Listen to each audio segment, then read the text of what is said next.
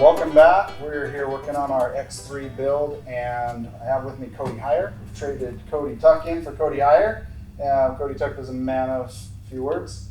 I'll be a man of a few more. Oh, sounds awesome. There we go. All right. Cody Heyer is one of our star outside sales reps, and he also is a great technician, so we're really glad to have him here working on this project with us. And anyway, so we're going to introduce this new Trident Muffler. Have you seen this? I have. Yeah. A few things. One thing that I like about this, no different than our razor mufflers, we're using the Magnaflow cores, so they've got a really nice sound, but they're not obnoxious, which is always a plus, I feel. Mm-hmm. So I dig how we've got the 3 outlets. It's kind of a different piece, but it looks really sweet. So We wanted to do something fresh that wasn't like everything else out there. I agree. I think it sounds good. It's not too loud, but it's throatier. Sounds better than stock. There is one thing that we can add to this muffler is a downpipe. It will be available to go to your stock out downpipe with an adapter, or you can get this high flow downpipe. This is for race use, and it is fitted with an O2 sensor, and it's also fitted with an extra O2 sensor bung so that you can run an aftermarket O2 gauge, which we will be installing on this build as well.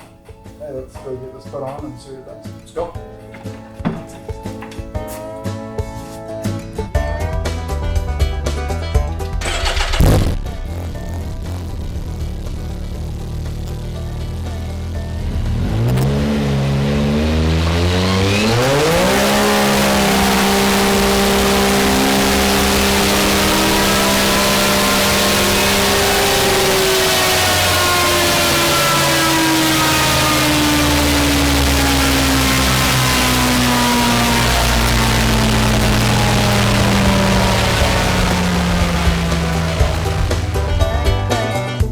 Welcome back. Testing the BoonDocker Trident Muffler. 3 consistent back-to-back runs. 158 horse, super consistent, very linear. We started with the stock car at 146 horse, put the clutching on. We were able to get the power to the ground to 154.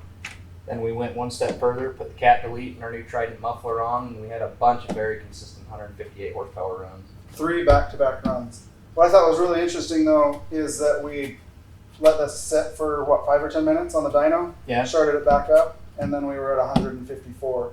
So 154, 155, but we were down horsepower consistently. down a little bit. I noticed that our idle charger temperature, our ambient temperature is probably about 80 degrees here in the dyno room, and our idle temperature was at 121. So I think that's going to intro the use of Into our our next piece. big intercooler.